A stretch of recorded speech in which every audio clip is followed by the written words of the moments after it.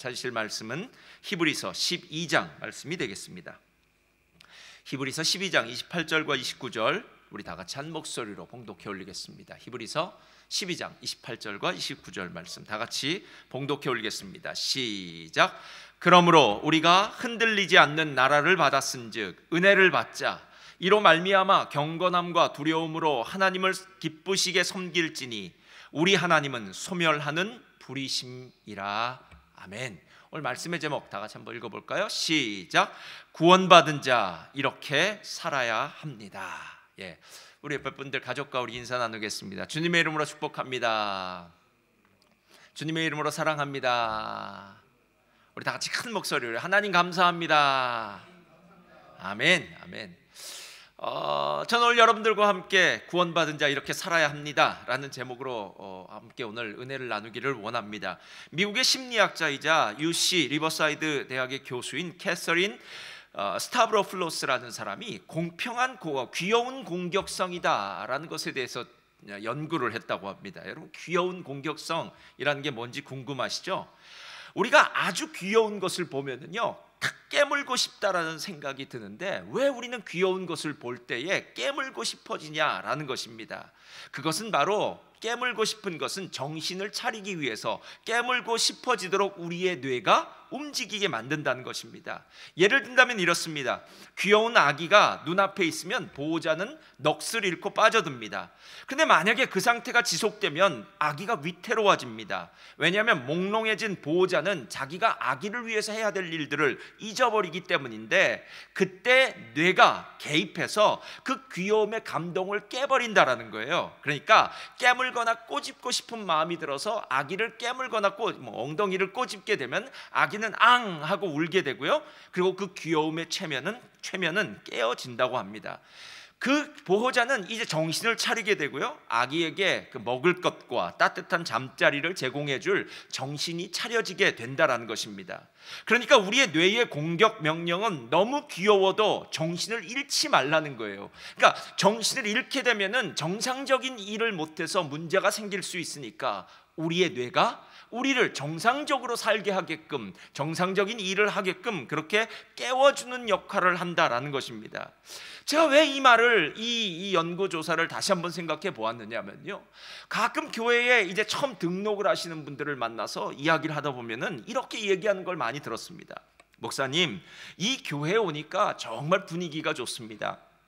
찬양이 참 좋습니다. 성도님들이 좋습니다. 목사님도 좋습니다. 할렐루야. 예, 뭐 다 좋다고 얘기하는 거예요. 분위기도 좋고 세련도 좋고 다 좋다고 이야기를 해요. 근데 그렇게 다 좋다고 이야기하는 사람들이 6개월이 지나고 1년이 지나고 2년이 지나면서 그렇게 좋던 교회가 이제 시험에 빠져들게 되는 경우가 가끔 있습니다. 그래서 시험에 빠져드는 경우를 이제 만나서 이야기를 하다 보면은요, 자기가 생각했던 그 이상적인 교회와 실제로 현실적인 교회는 괴리감이 있더라는 거예요.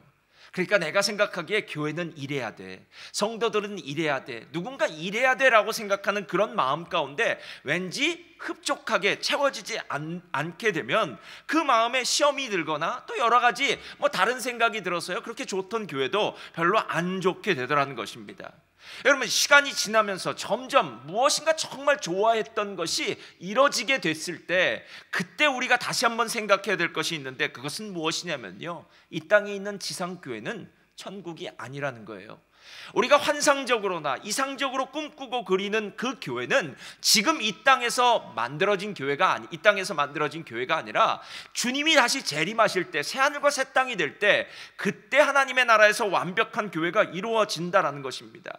그래서 끊임없이 우리가 성경을 읽는 이유는 성경을 통해서 신앙이 무엇인지에 대해서 다시 한번 우리를 깨우치는 겁니다. 그러니까 마치 아까 귀여움에 빠져서 정상적인 생각을 잘못했던 행동을 뇌가 다시 깨우듯이, 하나님의 말씀을 볼 때마다 우리는 현실에서 떨어진 그 이상 속에서 살던 마음을 다시 현실로 가져와서, 그렇지, 교회는 죄인들이 모인 곳이지 우리들이 비록 의인이라는 이름을 부르지만 아직도 죄성이, 육체의 그 본성이 남아있는 의인들이고 거룩해져가는 과정 가운데 있는 곳이지, 이곳은 실망할 수도 있는 곳이지, 사단이 역사할 수도 있는 곳이지, 그러니까 내 신앙을 내가 꼭 붙들고 살아야겠다라는 생각, 그런 마음으로 다시 한번 신앙생활에 허리띠를 조이는 그런 일이 있어야 된다라는 것입니다.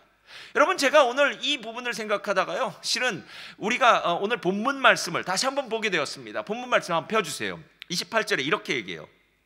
그러므로 우리가 흔들리지 않는 나라를 받았은즉 은혜를 받자 이로 말미암아 경건함과 두려움으로 하나님을 기쁘시게 섬길지니. 여러분, 이 말씀이 제게 지난주에 아주 크게 와닿은 이유가 있습니다. 지난주 수요일 오전에 지진이 있었습니다. 아니, 세상에 멜번에 지진이 있었습니다. 저는 멜번에 오면서 그런 생각이 들었습니다. 멜번은 쓰나미도 지진도 뭐 다른 것도 없고, 사람들이 뭐 예전에 오면 여기 있는 사람들 매일 자랑하는 게 멜번이 전 세계에서 살기 좋은 도시, 뭐 7년 연속, 뭐 6년 연속 되었습니다 라고 이야기했던 소리를 많이 들었는데요, 이제는 전 세계에서 락다운 기간이 제일 길었던 동네, 도시, 그리고 이번에는 세상에 지진까지 있어서요, 이 세상에 안전한 곳은 없구나. 사람들이 생각했던 그 살기 좋은 곳이라는 그 곳에도 지진이 일어날 수 있구나 라는 생각이 들었습니다. 여러분, 오늘 참 재미있죠? 우리가 흔들리지 않는 나라를 받았은즉, 여러분, 흔들리지 않는 나라를 받았다는 말은 그럼 흔들리는 나라도 있다는 것 아닙니까? 실제로 오늘 우리가 읽은 이 히브리서 12장의 배경은 출애굽기 19장에 나와 있는 이스라엘 백성들이 시내산에서 하나님과 언약식을 체결하고 하나님의 백성이 되어서 약속의 땅 가나안 땅을 얻게 된 것, 받게 된 것, 믿음으로 받았죠. 받게 된 그 사실에 대해서 이야기할 때 나오는 구절입니다. 여러분, 실제로 이스라엘 백성들은 약속의 땅인 가나안 땅을 얻었습니다. 그런데 이 가나안 땅은 그들에게는 흔들리는 땅입니다. 왜냐하면 흔들린다라는 말은 땅이 지진으로 흔들린다는 그런 의미가 아니라 영원하지 않다라는 뜻이에요. 그러니까 이 땅이 일시적이다라는 것이고요, 또 한 가지는 쇠한다라는 것이에요. 그러니까 어떤 때는 비가 오지 않거나 어떤 때는 뭐 비가 너무 많이 오거나 뭐 이런 세상의 어떤 천재지변에 의해서 이 땅이 쇠해질 수 있는 그런 땅이 바로 흔들리는 땅이고요, 지금 성경에서 말하는 오늘 우리가 받은 땅, 흔들리지 않는 땅은 하늘나라에 속한 땅.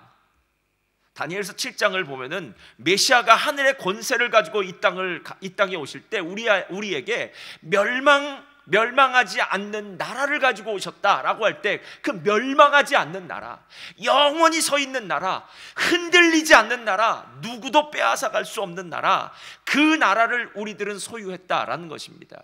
그런데 여러분, 사람들이 여기서 이제 한 가지 착각을 해요. 구약의 이스라엘을 구원하여서 가나안 땅을 준 하나님과 신약에 예수 그리스도를 십자가에 죽게 하셔서 우리를 구원하신 그 하나님은 다른 하나님 같다라고 생각하는 거예요. 구약의 하나님은 율법의 하나님, 무서운 하나님, 심판의 하나님 같고요, 신약의 하나님은 좋은 하나님, 사랑의 하나님, 은혜의 하나님이라고 생각합니다. 여러분, 그렇지 않습니다. 저를 따라하시기 바랍니다. 하나님은 구약이나 신약이나 똑같습니다. 똑같은 분이에요.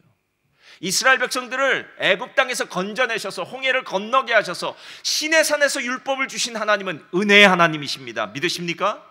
여러분, 은혜로 주셨죠. 이스라엘 백성이 한 일이 뭐가 있습니까? 그들은 노예 생활을 한 것밖에 없었습니다. 그들은 누구도 구원해줄 구원자가 없었습니다. 하나님이 모세를 보내셔서 그들을 구원하신 것이고 10가지 재앙을 보내고 홍해를 가르셔서 그들을 구원하셨다. 하나님의 은혜로 구원하셨다라는 거예요. 그러니까 하나님은 똑같은 하나님이라는 겁니다. 그리고 똑같은 하나님이 구원하실 때에는, 저를 따라하시기 바랍니다, 똑같은 하나님은 똑같은 방법으로 구원하십니다. 똑같은 하나님은 똑같은 방법으로 구원하시겠죠. 그러니까 구약의 하나님도 이스라엘 백성들을 은혜로 구원하셨다면 신약의 하나님도 예수 그리스도의 십자가를 통해서 우리를 은혜로 구원하셨다라는 거예요. 그래서 이 은혜라는 말이 구원에 대해서 다시 시작되는 겁니다. 그래서 오늘 말씀 28절에 이렇게 얘기하잖아요. 그러므로 우리가 흔들리지 않는 나라를 받았은즉 은혜를 받자. 이 은혜를 받자라는 말은 은혜를 소유해라, 처음부터 마지막까지 은혜를 잊지 말아라, 은혜가 꼭 필요하다라는 그런 말이다라는 것입니다. 여러분은 은혜를 어떻게 생각하십니까? 은혜는 단계적으로 한번 생각해 보면 우리가 생각하는 것보다 훨씬 더 깊은 의미를 갖고 있다는 거 아십니까? 은혜는 본래 공짜, 선물이라는 뜻입니다. 여러분이 너무 잘 아세요. 그러니까 누군가 나에게 공짜로 준 것입니다. 누군가 나에게 선물로 준 것입니다. 선물을 줄 때는요, 그냥 값없이 준 것이지, 선물을 줄 때 무엇인가를 요구하면서 그렇게 주었다면 그것은 선물이 아니라 뇌물일 수밖에 없습니다. 하나님이 우리를 구원하실 때는요, 우리의 공로, 우리의 노력, 우리의 수고, 우리가 잘나서 우리가 예쁜 짓을 해서가 아니라 하나님의 전적인 은혜, 하나님의 그 사랑으로 우리에게 선물을 주셨다. 이것이 바로 은혜로 주셨다라는 거예요. 은혜를 주셨다는 거예요. 그래서 구약의 이스라엘 백성들이 애굽을 탈출할 때 그 이스라엘 백성들과 함께 하나님을 믿었던 잡족들도 함께 구원을 받는 역사가 있었던 이유는요, 구원은 누구나 은혜로 받는다는 것을 하나님이 가르쳐 주시기 때문입니다. 그런데 그 구원에 대해서 좀 더 깊이 생각해 보면은요, 구원은 단순히 그냥 공짜로, 선물로라는 의미보다 그 뒤에 가리워진 뜻이 있는데, 그것은 무엇이냐면 누군가 희생을 치렀기 때문에 그 희생의 대가로 나에게 공짜로 주어진 것이라는 거예요. 그러니까 하나님이 예수 그리스도를 나를 구원하기 위해서 십자가의 대속제물로 죽게 하셨기 때문에 그 예수님의 피값으로 내가 속량받았다는 것, 예수님의 희생이 없었다면, 예수님의 죽음이 없었다면 나는 결코 구원받을 만한 방법이 없었다는 것, 그 이야기를 하고 있는 겁니다. 그래서 은혜를 생각할 때마다 우리는 예수님이 나를 위해 죽으셨지라는 생각을 해야 돼요. 그 예수님의 피값으로 내가 구원받았지, 할렐루야, 이 믿음을 가지시기를 주님의 이름으로 축원드립니다. 그런데 은혜는 거기서 끝나지 않아요. 은혜는 감사해서 끝나는 것이 아니라 은혜는 그 다음부터 이제 은혜를 주신 그 분과 나 사이에 새로운 관계가 형성되었다는 거예요. 이전까지 그분과 나는 아무런 관계가 아니었습니다. 로마서 5장을 보면은 그분과 나는 원수지간이었다고 합니다. 나는 그분의 마음을 기쁘시게 할 수가 없었습니다. 나는 연약한 자, 죄성이 있는 자이기 때문에 그분을 가까이 갈 수도 없었습니다. 나는 죄인이었습니다. 나는 그분과는 멀리 떨어져 있던 사람이었습니다. 그런데 그 은혜로 말미암아 이제 나는 그분의 자녀가 되었고 그분의 백성, 그분이 왕으로 다스리는 그분의 백성이 되었다라는 거예요. 그러면 이제 어떻게 살아야 되냐면 그분에 맞게 살아야 된다는 겁니다. 여러분, 이건 마치 고아원에서 아이를 입양하는 것과 똑같아요. 생면부지의 부모님이 아저씨 아줌마겠죠. 아저씨 아줌마가 고아원에 가서 한 아이를 지적해서 그 아이를 집으로 데려오면 이제부터 그 아이는 그 두 사람을 일컬어 아저씨 아주머니가 아니라 아빠 엄마라고 부릅니다. 근데 아빠 엄마라고 부르는 것만 중요한 게 아니에요. 이제 새로운 관계가 시작됐다는 겁니다. 그 이전에는 전혀 상관없던 관계였는데 이제부터는 진짜 자녀가 된 것입니다. 그렇기 때문에 이 집에는 이제부터는 그 부모님의 말씀에 순종해야 되고요, 그 집안에 맞는 삶의 태도를 갖게 되는 것, 이것이 바로 오늘 은혜가 이야기하고 있는 아주 깊은 부분이라는 것입니다. 여러분, 은혜는 단순히 우리가 그래 나 은혜 받았으니까 은혜로 구원받았어 라는 것이 아니라 그 은혜를 주시기 위해서 예수님의 십자가가 있었지, 예수님의 십자가의 은혜, 그 희생이 있었기에 내가 구원받은 거야. 그리고 하나님은 나를 예수님 안에서 구원하시기 위해서 그 놀라운 은혜를 베풀어 주시고 이제부터 하나님의 자녀로 살게 하시고 하나님의 백성의 수준에 맞는 사람으로 살게 하시는 거야. 할렐루야. 이 은혜가 있다라는 겁니다. 그래서 오늘 은혜로 받자, 은혜의 사람이 되어라 라고 하는 이 말 가운데는 예수 그리스도를 믿고 난 다음에 우리의 삶이 단순히 그래 나는 구원을 은혜로 받았어 라는 수준에서 멈추는 것이 아니라 이제 우리의 삶이 달라져야 한다는 것입니다. 저는 두 가지로 우리의 삶이 달라져야 됨을 오늘 여러분들과 이야기를 나누고 싶습니다. 첫째로 다 같이 읽겠습니다. 시작. 하나님께 감사하라. 자, 누구에게 감사하라고요? 하나님께 감사하라는 겁니다. 오늘 우리가 읽은 이 28절의 말씀을 다른 번역으로 읽어보면요, 이런 식으로 해석을 하고 있습니다. 현대어 번역입니다.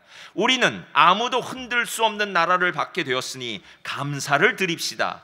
그리고 경건과 두려워하는 마음으로 하나님을 섬겨서 기쁘게 해드립시다. 여러분, 은혜라는 말에 똑같은 쌍둥이 말이 있다면요, 그건 감사라는 말입니다. 마치 동전의 앞면과 뒷면과 같아요. 동전의 앞면이 은혜라면 동전의 뒷면은 감사입니다.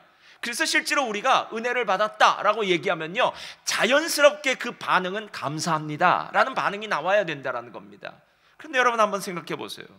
폴 트림 목사님이 우리들에게는 진짜가 아닌 가짜 기쁨이 4가지가 있다고 그렇게 얘기하더라고요. 한번 들어보세요. 여러분, 우리에겐 가짜 기쁨이 있답니다. 첫째로, 내가 좋아하는 어떤 것을 얻거나 원하는 대로 되었을 때에 얻는 기쁨이요. 그러니까 이것은 일시적인 기쁨이라고 합니다.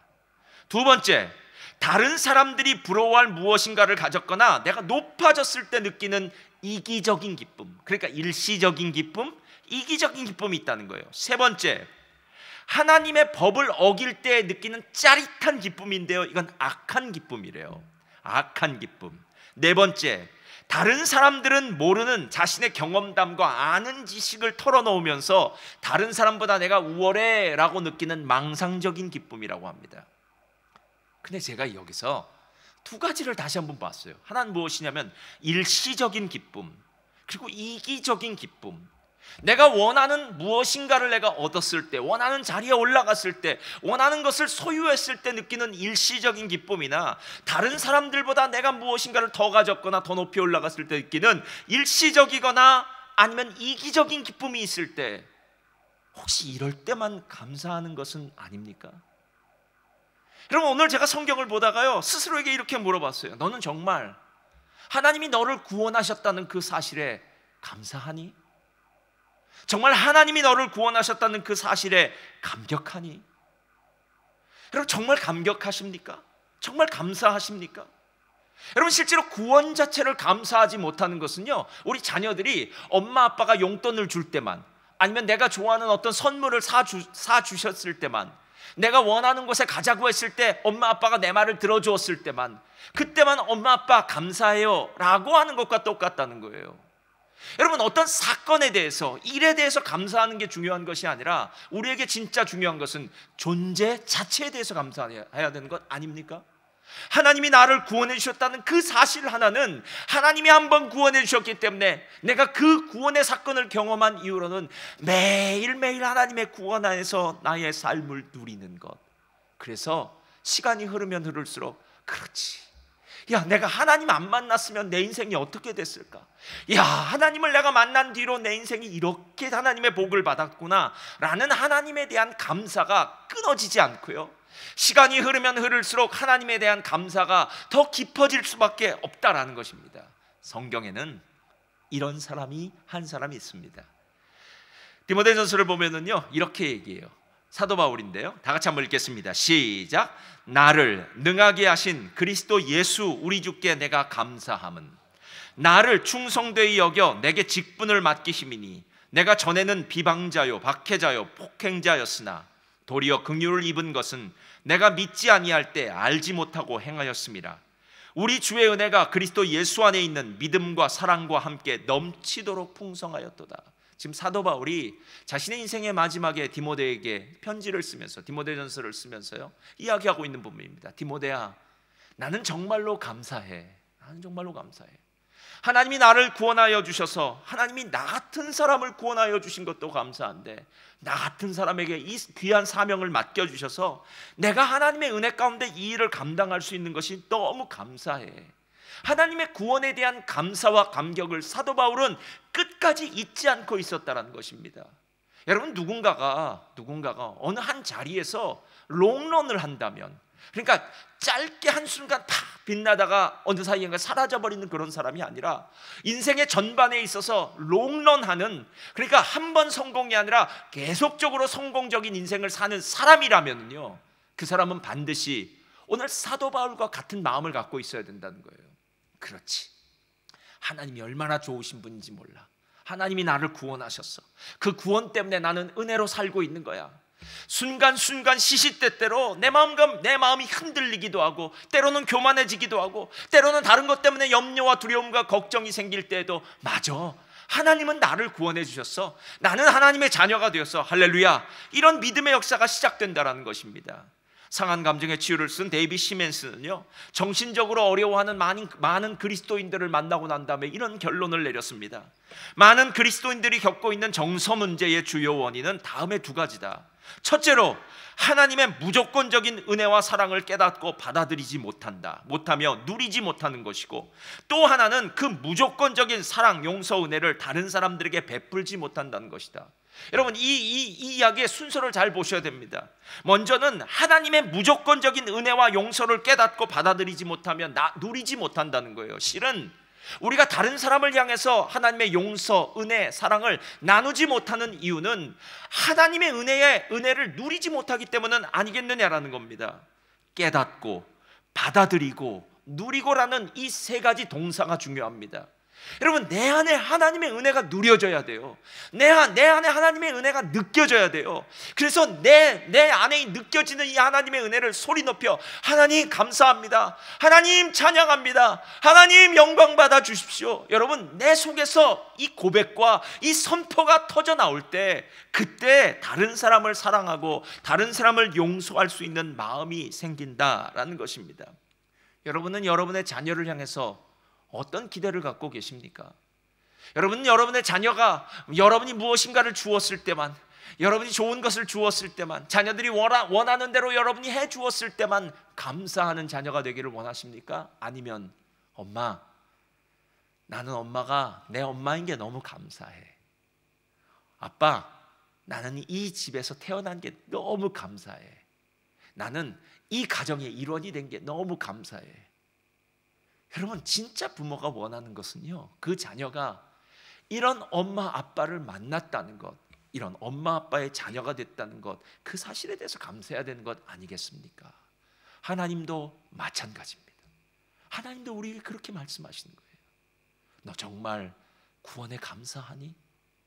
내가 너를 구원해서 내 아들 독생자 예수 그리스도를 십자가에 못 박혀 죽게 함으로 너를 구원했다는 그 사실로 인해서 감격하니? 여러분, 이 사실을 잊어버리는 순간 우리의 신앙은 표류하는 신앙, 그리고 주님을 멀리 떠나는, 하나님 나라를 멀리 떠나는 신앙이 될 수밖에 없습니다. 그런데 오늘 거기서 감사하는 것에서 끝나지 않고요, 한 가지가 더 있어요. 다 같이 읽겠습니다. 시작. 하나님을 두려워하라. 자, 누구를 두려워하라고요? 하나님을 두려워하라, 이렇게 얘기합니다. 경외하라는 말입니다. 두 번째로, 하나님의 감사함을 삶을 살아야 함과 동시에 우리는 하나님을 두려워하는 삶을 살아야 됩니다. 실은 흔들리지 않는 나라를 받았다라는 이 구원을 생각할 때마다 우리가 잊지 말아야 될 사실이 하나 있는데요, 이 흔들리지 않는 나라를 받기 위해서 누가 희생을 했다고요? 예수님의 십자가가 있었다는 겁니다. 예수님의 십자가의 의미는 이것입니다. 하나님은 우리를 사랑하시고 우리 가운데 너무 좋으신 하나님이세요. 그러나 그 사랑의 하나님이 공의의 하나님이시기도 합니다.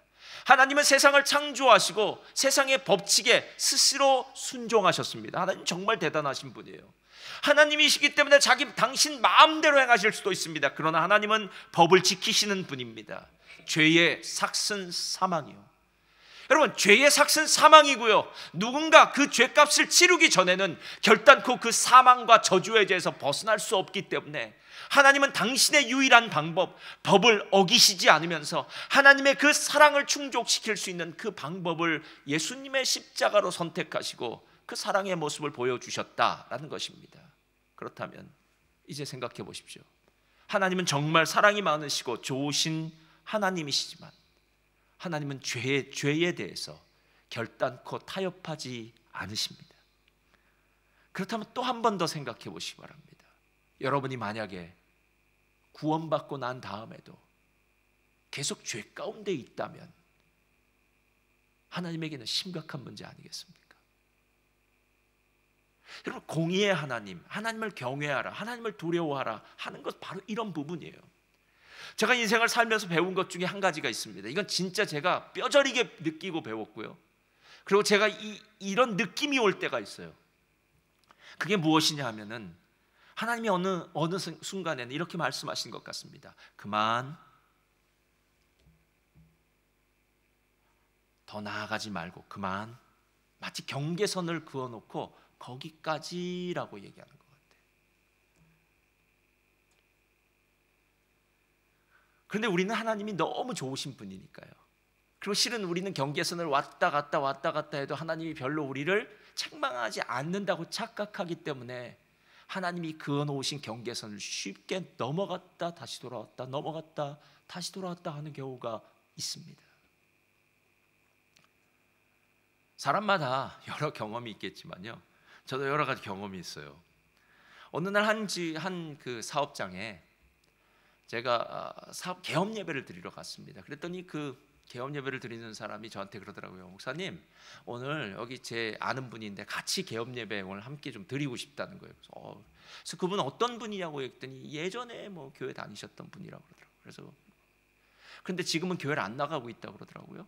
그러시냐고. 그래서 그래도 하나님을 아시는 분이시겠죠. 이렇게 얘기하면서 함께 예배를 드렸어요. 예배를 드리고 났더니 그분이요, 저에게 이렇게 얘기하는 거예요. 목사님, 이런 거 좀 그만두고 저도 하나님 알고 목사님도 하나님 아니까 우리 편하게 얘기합시다 그러더라고요. 그래서 보통 목사에게 편하게 얘기하자고 하면 목사는 제일 두려워요. 무슨 얘기가 나올지 모르니까. 그랬더니 나중에 이렇게 얘기하더라고요. 목사님, 언제 시간 되시면 저하고 포도주 한잔 하면서 좀 좋은 얘기 나누죠? 그렇게 얘기해요. 전 예배 끝나고 난 다음에 저에게 그런 얘기를 하시는 분 그때 처음 봤습니다. 이건 아닌데. 포도주를 마시고 안 마시는 그런 문제가 아니라 이건 아닌데. 여러분, 하나님은 경외의 대상이에요. 하나님 정말 무서운 분이십니다. 하나님 두려움의 대상입니다. 우리가 그렇게 함부로 할아버지 수염 잡아서 이렇게 땡기고 할 그런 부분이 아닙니다. 저는 하나님을 가끔 생각할 때 어떤 하나님을 생각하냐면 하나님 마치 포청천하고 똑같아요. 작교를 대령해라 이겁니다. 여러분, 하나님은 한순간에 우리의 몸뿐만 아니라 우리의 영혼을 멸하실 수 있는 분입니다. 여러분, 하나님 정말 무서운 분이십니다. 그 무서운 분이 우리를 사랑하시기 때문에 우리가 아버지라 부르는 것이지, 하나님이 죄에 대해서만은 어떠한 타협도 하지 않는 그런 분이시다라는 겁니다. 여러분, 이스라엘 백성들의 역사를 보면 알지 않습니까? 고린도전서는 고린도 교회의 여러 가지 문제들을 놓고 사도 바울이 정말 안타까운 마음으로 쓴 글이 편지입니다.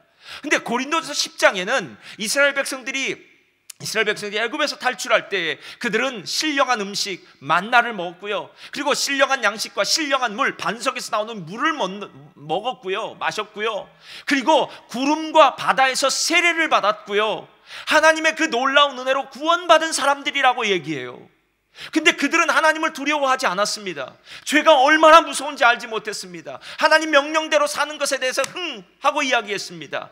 그리고 난 다음에 그들이 어떤 짓을 저질렀는 줄 아십니까? 그들이 우상 숭배를 하다가, 그들이 음행을 하다가 하루에 23,000명이 죽게 되었다. 그들이 주를 시험하다가 뱀에 물려 죽게 되었다. 그들이 원망하다가 멸망시키는 백성들로 인해서 멸망을 당했다라고 이렇게 이야기합니다. 여러분, 구약의 하나님과 신약의 하나님은 다른 하나님이 아닙니다. 똑같은 하나님입니다. 똑같은 은혜의 하나님이기도 하지만 똑같이 무서운 두려움의 대상, 경외의 대상인 하나님이라는 거예요. 그래서 고린도전서 10장 11절 12절은 이렇게 이야기합니다. 우리 한번 다 같이 읽어볼까요? 시작. 그들에게 일어난 이런 일은 본보기가 되고 또한 말세를 만난 우리를 깨우치기 위하여 기록되었느니라. 그런즉 선줄로 생각하는 자는 넘어질까 조심하라. 여러분, 우리가 초심을 잃지 말라고 이야기하지 않습니까? 처음 하나님을 만났을 때 그 두려운 마음을 잃지 말라고 이야기하지 않습니까? 에베레스트 같은 높은 산을 등정하는 사람들에게 있어서 위험 요소는 에베레스트 산까지 올라가는 게 아닙니다. 여러분, 에베레스트 산을 등정하고 난 다음에 하산할 때가 위험하다는 거예요. 왜냐하면 등정하기까지, 그 산을 정복하기까지 정말 모든 에너지를 다 썼을 수 있고요, 그리고 에베레스트 산 꼭대기를 정복하고 나면 마음이 해이해질 수가 있습니다. 흐트러질 수 있는 마음이 있을 수 있습니다. 그러나 그거 아세요? 올라갔던 길만큼 내려오는 길도 힘들다라는 것을. 정상을 한번 정복하는 것은 쉬울 수 있습니다. 그러나 정상의 그 실력을 유지하는 것은 결코 쉬운 일이 아닙니다. 한번 은혜 받고 옛날에 주님의 이름을 부르고 오랜 시간 기도하고 하나님을 향해서 헌신했던 기억이 있을 수는 있습니다. 그러나 지금도 계속해서 헌신하고 지금도 계속해서 기도하는 사람은 그렇게 많지 않습니다, 여러분. 왠지 아십니까? 한순간 확 타올랐다가 그 다음에 꺼져버린, 마치 심지 같은, 종이 같은 그런 신앙이 우리들의 모습이 될 수도 있기 때문입니다. 오늘 성경이 뭐라고 이야기합니까? 28절에 우리 다 같이 한번 28절 한번 다시 한번 읽어볼까요? 28절이요, 집사님. 28절 한번 다시 한 번만 읽어보겠습니다. 28절이요. 그러므로 시작. 그러므로 우리가 흔들리지 않는 나라를 받았은즉 은혜를 받자. 이로 말미암아 경건함과 두려움으로 하나님을 기쁘시게 섬길지니. 여러분 보세요. 경건함과 두려움으로 하나님을 기쁘시게 섬길지니.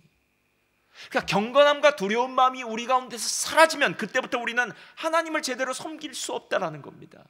그래서 오늘 우리가 읽은 28절 다음 절에는 뭐라고 이야기하냐면 여호와 하나님은, 우리 하나님은 소멸하는 불이니라 라고 얘기하는 거예요. 이것을 신명기 4장 24절에는 한 단어를 덧붙여서 이렇게 이야기합니다. 내 하나님 여호와는 소멸하는 불이시요 질투하는 하나님이시라. 소멸하는 불이요 질투하는 하나님이라는 것은 바로 이렇습니다. 너희들이 만약에 계속 죄 가운데 있다면, 너희들이 구원의 은혜를 받고 하나님의 은혜 가운데 하나님의 자녀로 살고 있지만 죄 가운데 너희들이 계속 살고 있다면 너희들의 인생은 다시 불로 심판하는 하나님을 만날 수밖에 없다라는 거예요. 저는 이 질투하는 하나님이라는 이야기를 들으면서요, 이런 마음을 매번 가져요.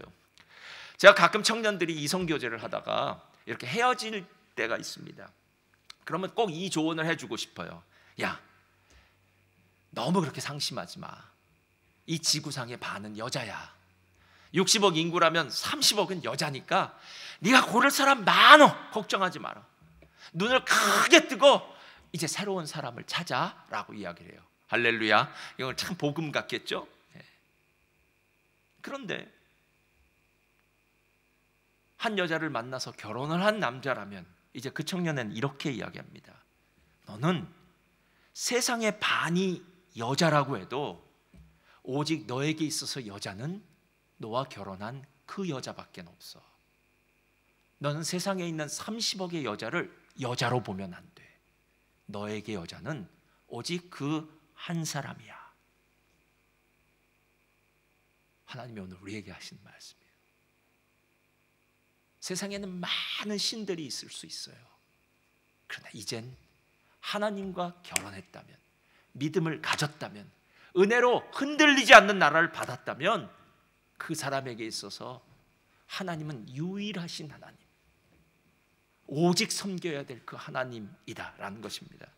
히브리어에는 두려움이라는 그 단어를 여러 가지 표현으로 하는데요, 하카드라는 단어는 공포를 의미하는 두려움이라고 하고요, 이라라는 말은 경외를 의미하는 두려움이라고 합니다. 이 땅을 살면서 지혜를 가지고 승리하기 위해서는 공포로 오는 두려움이 아니라 경외로 오는 두려움을 갖고 살아야 된다는 거예요. 여러분, 사자성어 중에 경거망동이라는 말 아십니까? 경솔하게 생각하고 생각 없이 행동하고 까불고 가볍게 행동한다는 거예요. 여러분, 사람한테는 그런 일들이 혹시나 통할지 모르지만 하나님에게는 아닙니다. 하나님은 경거망동을 원치도 않으시고요, 기뻐하시지도 않습니다. 저를 따라하시 바랍니다. 하나님을 경외해야 합니다. 하나님을 두려워해야 됩니다. 그 두려움의 마음을 가지고 하루하루를 살아간다면 이 땅에서 여러분의 인생의 마지막 날은 가장 복된 날이 될 것입니다. 지난주에 지진이 일어나니까 어느 사람이 그랬다고 그러더라고요. 아니, 멜번에 지진이 왔네. 하나님, 아직 주님 오실 날이 아닙니다. 저는 조금 더 천천히 주님 잘 믿고 난 다음에 주님 오십시오 라고 이야기한 사람이 있다고 합니다. 여러분, 우리에게 내일은 없습니다. 오늘이라도 주님이 부르신다면 우리는 그 영원한 나라, 흔들리지 않는 나라, 우리가 유업으로 받은 그 나라를 향해서 나아가야만 됩니다. 사랑하는 성도님들, 오늘 하나님의 그 은혜에 감사하시기를 주님의 이름으로 축원드립니다. 두려움으로 하나님을 섬기시기를 주님의 이름으로 부탁드립니다. 그때 여러분의 인생이 정말 복된 인생, 구원받은 자의 삶을 살 줄 믿습니다.